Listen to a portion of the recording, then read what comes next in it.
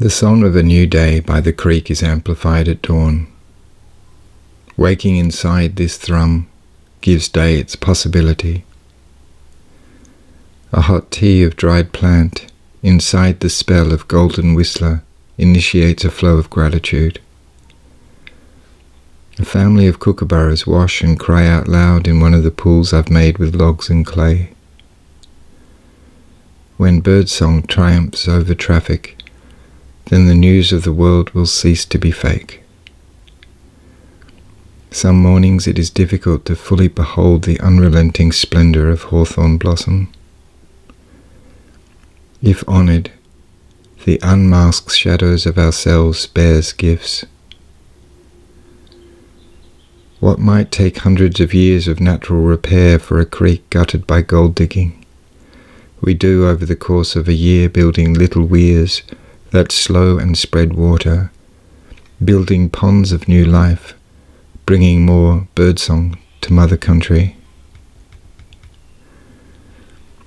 A blind honey-eater chick opens its orange-rimmed mouth in the darkness of blackberry thicket and cries out. A life of little rituals builds much more than a steeple. Our labours in the creek and gully forest are custodial. We work with Uncle Rick and the men's business boys before cooking up kangaroo with dry hawthorn and gumwood. Naldaron is Mother Country's name for together. White-naped honey-eaters flock to the nectar of Tagasasti blossom. The worlds of the living want to be witnessed by us as fellow travellers and songmakers. Who wants to recreate First People's law for land and people?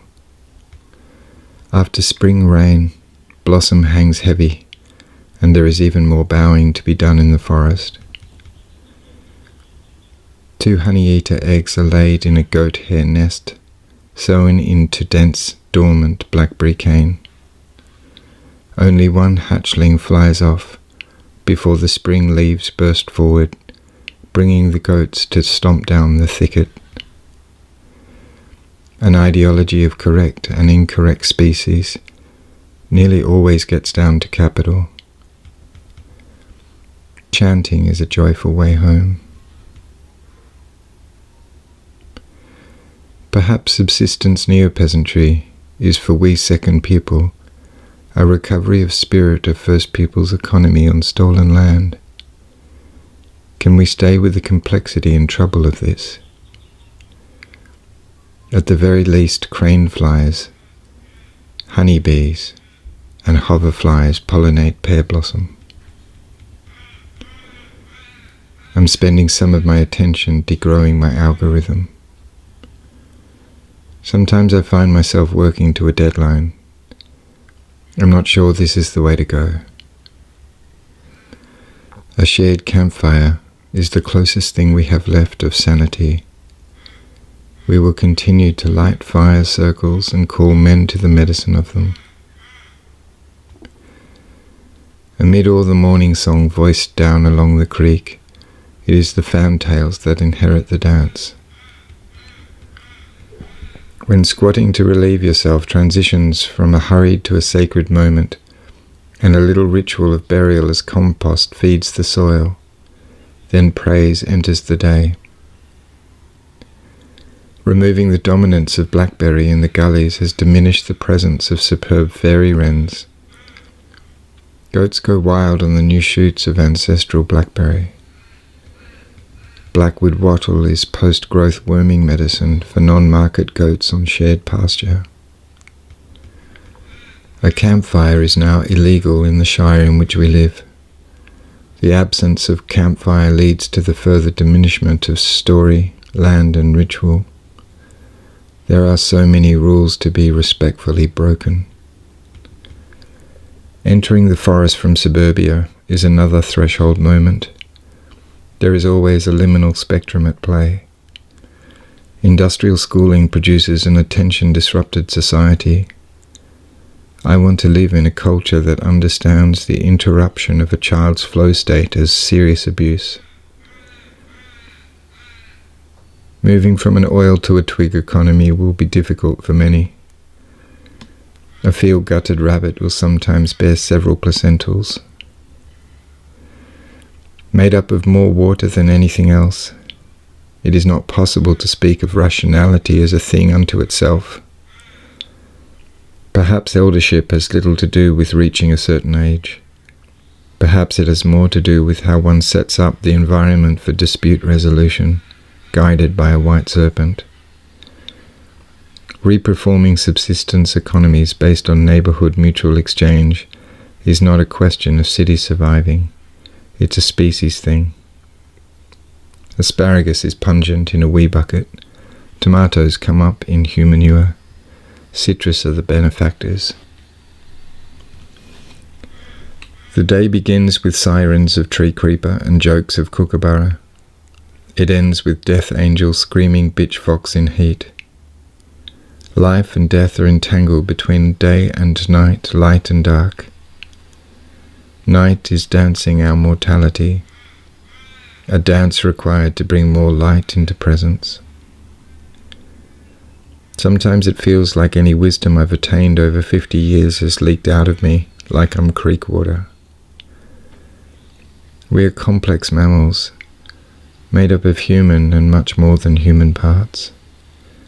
I can love and kill the same goat.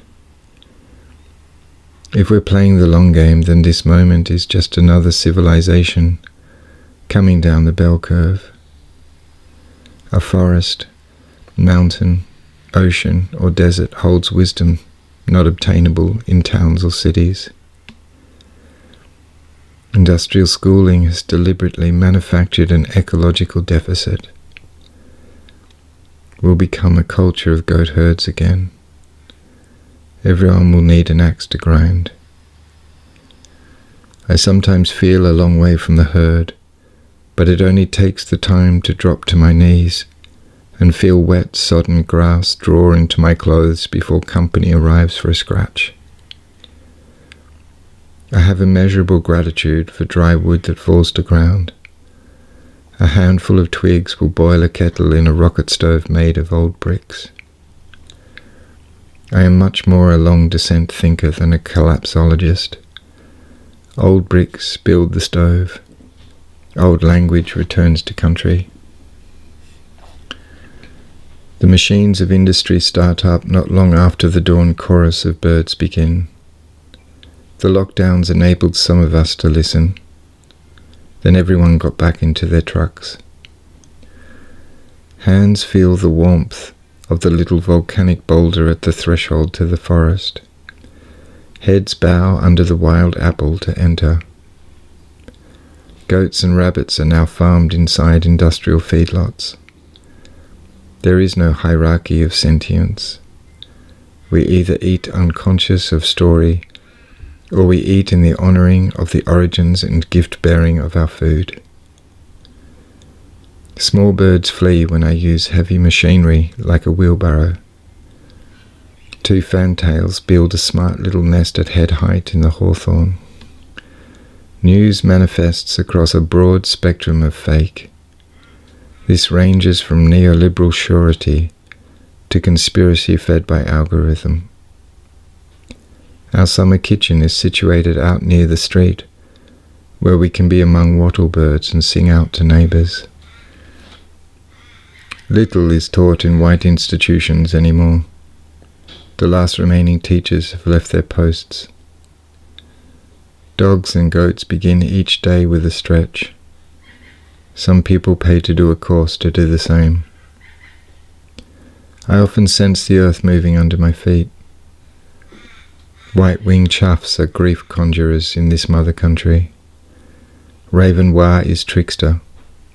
The younger son absorbs my pain about his older brother. Greek presence is listening without commentary. To chant an affirmation into a community of morning song offers up kinship with scrub wrens who bring their busy twitching to my feet. A goat approaches a rooster quietly, gently bringing his nose down to beak level at an ideal speed for friend-making.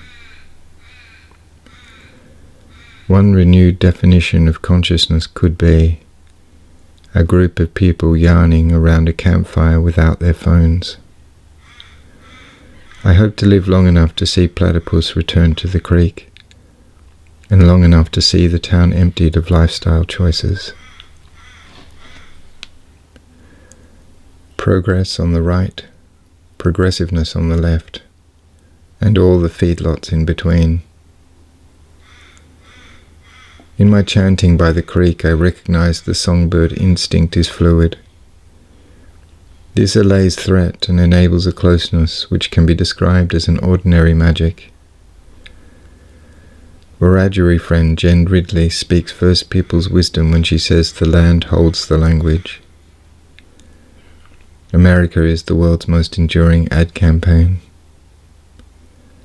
To be held by Mother Country, physically arrested by her magnitude, wildness and grace, requires several days of fasting, listening, crying and sleeping rough. Children can express sibling rivalry with dogs. It's a pack thing. Calendula's sun-radiant glow is my hand-to-eye medicine.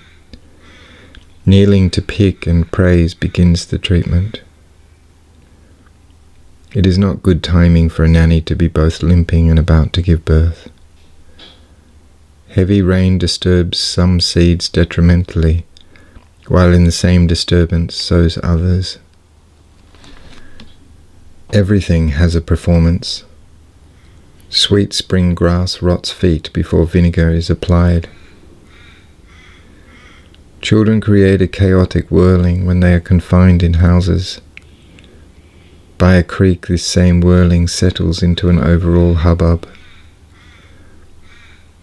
Adults not practiced in the chaos of children struggle to listen to the songs of creeks. I am sexual in a reproducing world. Social succession is akin to ecological succession. We grow ourselves into ancestors. We honor backwards and forwards. Tending medicine in a garden shouldn't be exceptional. But then again, there's the advertising and property industries. If we witness our own chanting, we can stay present to the magic it brings. As Meg says, we're just animals with coat hangers. It is a blessing when spiders inhabit our homes and snakes our gardens. Goats only fall into hands that want to scratch them. To return with the trace of goat on your clothes, home becomes herd. It doesn't matter who gets in, who wins, what was bought, who is right, who is the better choice, or what that person says, when our law, economy, and culture comes from men who have nothing to learn from creeks and trees. In the springtime washing of windows, spiders are left in peace. A ground thrush hops across the weir I've repaired with my shovel. It drinks from the newly pooled water there. Here, shovel is an appropriately scaled tool that gives to creek song. A kid goat will walk after 5 minutes of birth and latch on to their mother's teat within 10. In a narcissistic culture, development is served up and sacred trees cut down. Oaks are revered in my old culture. The sensing of the holy produces medicine. No one lives outside generational trauma for what's been lost and taken. When preserving a rare breed becomes an extension of capital, what is really being achieved? When you lie down topless in a field of goats, there's a good chance they'll treat you like a salt lick. Old country honey-eaters forage in the mistletoes of silver wattle. In this case, their holy remains aid parasite much more than tree. When a neighbour cuts you a posy of lilac, the gesture lingers in the home for several days. A flow of gifts is the economy we mostly give to and receive from, and this changes everything. What are we teaching children when we force them to learn things they're not ready to? As placental mammals, we are almost wholly determined by the feminine. Placenta and mammary gland, blood, milk, and the transmission of more than human microbes are the substance upon which our lives begin and are made possible. Grief needs a forest of listeners. Anger has true agency in a place where love can bound back and tears can flow. A 4-day-old kid goat may well receive a sharp peck on its muzzle for inquiring too closely into the state of a hen. There is nothing finer than a young blackwood in forest with brother Zephyr moving through the leaf realm on a warm spring day. A goat's tongue is raspy like a cat's. A parasite is neither a good or bad thing.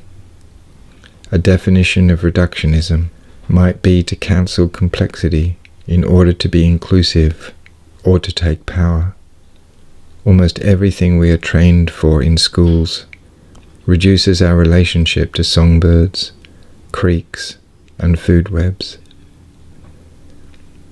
Every night before sleep there's a little practice of mortality, and every morning a big practice of possibility. Days and nights integrate future death and past life with presence. I was unprepared for fatherhood, and it caused much pain. What I've learnt since is to be ever available and at the same time to get out of the way. This is the dance. Does listening to a new story require laying down in a patch of otherworld thorns? What do we value? Can we degrow our algorithm? What are we exiling in ourselves when we erect a wall to block the agency of others? Why is triggering a pejorative term? There is always growth in pain. Increase follows discomfort. Why are so many of us trying to build a non-suffering world? Why do we want to be good people? Why not alive, truth-telling, grief-giving, listening people? Alive to discomfort, alive to pleasure, alive to the agency and sensorial magic of morning song. I still have friends who live in the old story, who walk through forest and point out with dread all the incorrect species, while not noticing the commingling magic of old-timer and newcomer ancestors conversing and makeshifting more life possible. Can we grow back the living of the world? Can we live with our many griefs and feel safe to share them so they don't spiral into chronic anxiety, flatten into debilitating depression, or become wounds we put into others? Where are the societal coordinates for our grief? If grief requires witnesses and community, where are those loving orders that can hold us as we grieve? None of the songful magic of this small creek biome belongs to an algorithm or is classifiable in imperialist terms. We are threshold people, more creek than Socrates, more love than we can know. Every plant offers an insight, a possibility. Every mushroom a religious moment, a movement of magic. Every animal an opportunity for song, for closeness, for connection. Before ancestral bitch fox comes to take me from any more labouring in sacred Mother Jara country, I wish to behold platypus perform her ancient rites and have sat with my boys in the sacred fire I've lit in this forest and beheld them as initiated men. But for now, it's time to bring the walk for elderflowers to the flowen for honey and ferment them with the spring's fallen rainwater in a Pandorian vessel with my love Meg. It's time to make the summer solstice cider, to share with neighbours, friends, family, and trees.